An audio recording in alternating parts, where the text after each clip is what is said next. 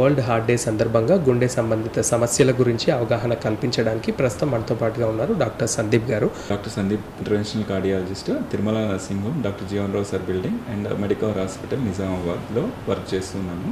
ముఖ్యంగా world heart day September 29న ప్రపంచవ్యాప్తంగా జరుపుకుంటారు. ఈ సంవత్సరం యొక్క వరల్డ్ హార్ట్ డే థీమ్ ఏంటంటే use heart for action. Action అంటే మనం హెల్తీ లైఫ్ స్టైల్ని, మన హెల్త్ని ప్రయారిటైజ్ చేసుకోవాలి.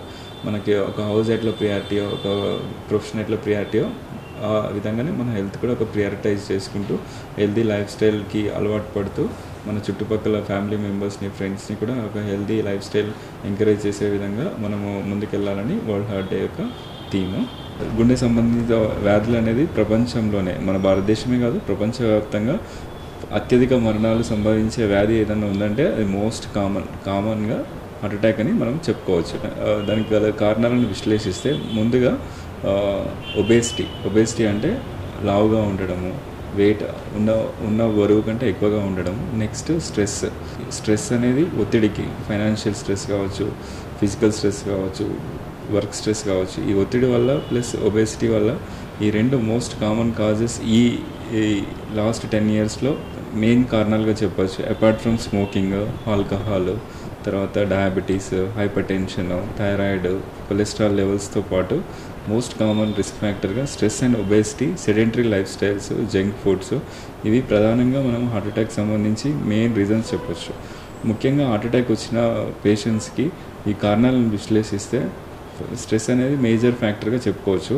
స్ట్రెస్కి దూరంగా మనము హెల్తీ లైఫ్ స్టైల్ అలవాటు చేసుకుంటూ, హెల్తీ లైఫ్ స్టైల్ అంటే ఎక్సర్సైజ్, ఫిజికల్ ఎక్సర్సైజ్ చేస్తూ హెల్తీ డైట్కి స్విచ్ అయితే, అంటే జంక్ ఫుడ్ అవాయిడ్ చేస్తూ, తర్వాత రెడ్ మీట్ అవాయిడ్ చేస్తూ, పండ్లు, కూరగాయలు, పప్పులు ప్లస్ హైడ్రేషన్ మంచి తగిన మోతాదులో, బాగా డిహైడ్రేషన్ కాకుండా 5 to 6 liters వాటర్ తీసుకుంటూ 8 hours మంచి సౌండ్ స్లీప్, గాఢ నిద్రకి వెళ్తే హార్ట్ అటాక్ వచ్చే అవకాశం చాలా తక్కువని స్టడీస్ చెప్తున్నాయి. మన కామన్ ప్రాక్టీస్లో కూడా మనం గమనిస్తున్నాం.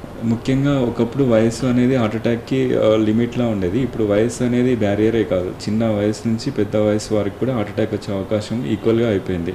మనం ముఖ్యంగా గమనిస్తే ఈ మధ్యలో పోస్ట్ కోవిడ్లో మేజర్ ఏజ్ వచ్చేసి 30 to 50, ఎస్పెషల్లీ 40 to 50 years వాళ్ళకి హార్ట్ అటాక్ వచ్చే అవకాశము, హార్ట్ అటాక్ సడన్గా రావడము, ఏ రిస్క్ ఫ్యాక్టర్స్ కూడా లేవు. అతనికి ఎస్టర్డే నిర్మల్ నుంచి ఒక పేషెంట్ వచ్చిండు. అతనికి 3 daughters, ఏ హ్యాబిట్స్ లేవు, healthy lifestyle, no stress, still had a heart attack. 7:30కి హార్ట్ అటాక్ వచ్చింది. నిర్మల్లోనే ఇమీడియట్గా థ్రాంబోలైసిస్ ఇంజెక్షన్ ఇచ్చారు. ఇచ్చిన 10 నిమిషాలకి మంచిగా అయిపోయిండు. హార్ట్ అటాక్ తగ్గిపోయిందని డాక్టర్స్ భావించారు, అక్కడ ఉన్న స్టాఫ్, కుటుంబ సభ్యులు అందరూ భావించారు. మళ్ళీ 15 నిమిషాలకి మళ్ళీ సెకండ్ హార్ట్ అటాక్ వచ్చింది. అతనికి నైట్ యాంజియోగ్రామ్ చేస్తే ఒక రక్తనాళం, రైట్ కరోనరీ ఆర్టరీ అంటాము, ఆ రక్తనాళంలో కొవ్వు అనేది 99% బ్లాక్ ఉంది. సో కొవ్వు తొలగించడానికి మనం స్టెంట్ వేయాల్సిందే. నైట్ స్టెంట్ వేసిన తర్వాత పేషెంట్ బాగున్నాడు. సో హార్ట్ అటాక్ అనేది ఏజ్ అంటే 30 years పైన వాళ్ళందరూ రిస్క్ ఫ్యాక్టర్స్లోనే ఉన్నట్టు. సో ఏజ్ అనేది మనకి ఇప్పుడు రాదు కదా, మనం ఇష్టం వచ్చినట్టు చేయడానికి వీల్లేదు.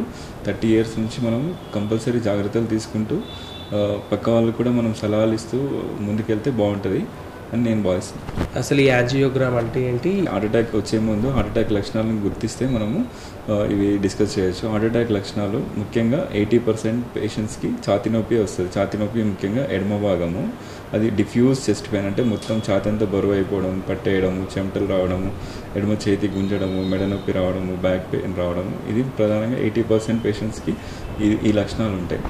20% ఏంటంటే కొంచెం దమ్ము రావడము, చెమటలు రావడము, తర్వాత బ్యాక్ పెయిన్ రావడం, గిడినెస్ రావడము, ఓన్లీ స్వెట్టింగ్స్ అంటారు, ఓన్లీ చక్కెర వచ్చి పడిపోవడం, ఇట్లాంటి లక్షణాలు 20% ఉంటాయి. ఈ పేషెంట్స్ వచ్చినప్పుడు ముఖ్యంగా ఫిజిషియన్స్ కానీ, కార్డియాలజిస్ట్ కానీ దగ్గరలో వెళ్ళినట్టయితే ఫస్ట్ ఈసీజీ అనే టెస్ట్ చేస్తారు. ఈసీజీలో హార్ట్ అటాక్ సంబంధించిన లక్షణాలు ఉన్నాయా లేవా అని నిర్ధారించుకొని, తర్వాత 2D స్కాన్లో హార్ట్ పనితీరు ఎలా ఉందో కన్ఫర్మ్ చేసుకొని నెక్స్ట్ చేసే టెస్ట్ యాంజియోగ్రామ్.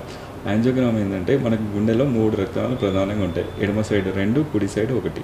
ఎడమ సైడ్ రక్తనాళాల్లో, కుడి సైడ్ రక్తనాళాల్లో కొవ్వు పూడికలు చేరితేనే మనకు బ్లాక్స్ అనేది అంటాం. కామన్గా అన్ని బ్లాక్స్ అని వాడుకలు అంటాం కదా, అవి గుండెకెళ్ళే రక్తనాళాల్లో బ్లాక్స్ అన్నట్టు. ఆ బ్లాక్స్ అంటే ఇండైరెక్ట్గా కొవ్వు.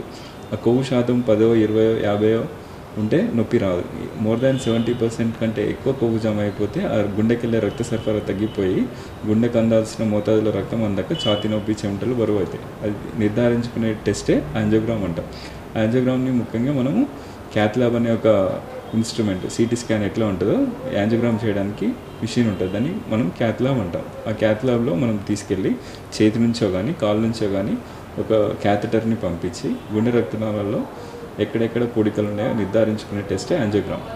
యాంజియోగ్రామ్ చేసిన తర్వాత మనకి పొడికలు అనేవి కన్ఫర్మ్ చేసుకుంటే ఆ పొడికలకి ట్రీట్మెంట్, అందుబాటులో ఉన్న ట్రీట్మెంట్ ఏంటంటే 2 రకాల ట్రీట్మెంట్. ఒకటేమో స్టెంట్స్ వేయడం, ఇంకోటేమో ఓపెన్ హార్ట్ సర్జరీ. స్టెంట్స్ ఎవరికి వేస్తాము, ఓపెన్ హార్ట్ సర్జరీ ఎవరికి చేస్తాము అనేది ఆలోచించినప్పుడు హార్ట్ అటాక్ ఉంది, కంప్లీట్గా ఇప్పుడు హార్ట్ అటాక్ ఉంది, 100% బ్లాక్ ఉంది, పేషెంట్కి నొప్పి వస్తుంది, ఇమీడియట్గా మనం ఏం చేయాలి, రక్తనాళాన్ని ఓపెన్ చేయాలి. ఓపెన్ ఎట్లా చేస్తాము, వైర్ పంపించేసి బెలూన్ తోటి రక్తనాళాన్ని ఓపెన్ చేసి అది ఇంకోసారి మూసుకోకుండా చేసే ట్రీట్మెంటే స్టెంట్. అది హార్ట్ అటాక్ వచ్చి ఆన్గోయింగ్ పెయిన్ ఉండి బీపీ తక్కువ ఎక్కువ అయ్యి దమ్ము ఎక్కువవుతున్నప్పుడు మనం చేయాల్సిన immediate life saving procedure stent. దాన్ని స్టెంట్స్ అంటాం. ఇట్లా 3 రక్తనాళాలు బ్లాక్ ఉండి ఎక్కడ స్టెంట్ వేయడానికి వీళ్ళని పరిస్థితిలో మనం పేషెంట్ని ఓపెన్ హార్ట్ సర్జరీకి పంపిస్తాం. హార్ట్ అటాక్ వచ్చిన వాళ్ళు కావచ్చు, ఎలాంటి జాగ్రత్తలు తీసుకుంటే మంచిది?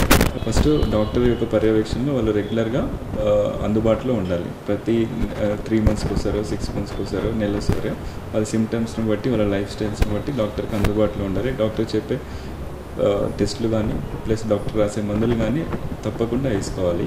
మళ్ళీ ముఖ్యంగా వాళ్ళకి షుగర్, బీపీ, థైరాయిడ్ అట్లాంటివి ఉంటే కంపల్సరీ 100% కంట్రోల్లో పెట్టుకోవాలి. వాళ్ళకి ప్రమాదం జరిగే అవకాశం తక్కువ ఉంటుంది. వాళ్ళు కూడా నార్మల్ పేషెంట్స్ లాగా ఉండే అవకాశం ఎక్కువ. స్లీప్, స్ట్రెస్కి దూరంగా ఉండడం, వెయిట్ లాస్ అవ్వడం, ఒబేసిటీ ఉంటే, తర్వాత షుగరు, బీపీ, థైరాయిడ్, కొలెస్ట్రాల్ ఇలాంటి లెవెల్స్ అన్నింటినీ కంట్రోల్గా ఉంచుకుంటే యూజువల్గా మళ్ళీ ఎవ్రీ 6 to 1 yearకి ఒకసారి 40 years దాటిన తర్వాత, 35 to 40 years దాటిన తర్వాత ఒక కార్డియాలజిస్ట్ని, ఒక ఫిజిషియన్ని, ఒక కంప్లీట్ బాడీ చెకప్ లాగా ఒక హెల్త్ ప్రొఫైల్ మెయింటైన్ చేయగలిగితే హార్ట్ అటాక్ వచ్చే అవకాశాన్ని 99% అవాయిడ్ చేయొచ్చు. నేను 100% అని చెప్పను, ఎందుకంటే దెర్ ఆర్ ఛాన్సెస్. అంటే ఈ లైఫ్ స్టైల్, ఈ ఫుడ్, ఈ air pollution, maybe many polluted లైఫ్లో there is a still risk we can't avoid. But 99% మనము కంట్రోల్ చేయడానికి ట్రై చేయొచ్చు. వరల్డ్ హార్ట్ డే సందర్భంగా నిజామాబాద్ జిల్లా ప్రజలందరికీ, మా ఛానల్ ప్రేక్షకులందరికీ మీరు ఇచ్చే సందేశం? Use heart for action. మీ యొక్క గుండెని యాక్షన్ చేయించాలి. అంటే యాక్షన్ అంటే మంచిగా ఎక్సర్సైజ్ చేయడం, మంచిగా హెల్తీ లైఫ్ స్టైల్ చేయడం, మంచిగా నిద్రపోవడం, ఆల్కహాల్ కానీ స్మోకింగ్ కానీ దూరంగా ఉంటూ మీరు ఆరోగ్యాలతో ముందుకెళ్తారని వరల్డ్ హార్ట్ డే సందర్భంగా నిజామాబాద్ జిల్లా ప్రజలకు, భారతీయ ఛానల్ ప్రేక్షకులకు కోరుతూ మీ doctor Sandeep. Thank you. World heart day సందర్భంగా కార్డియాలజిస్ట్ డాక్టర్ సందీప్ గారు తెలియజేసిన జాగ్రత్తలన్నీ పాటించి మీరందరూ ఆరోగ్యంగా, సురక్షితంగా ఉండాలని మేము మనస్ఫూర్తిగా కోరుకుంటున్నాం. కెమెరా పర్సన్ శ్రీధర్తో ఫనీ, భారతీయ ఛానల్, నిజామాబాద్.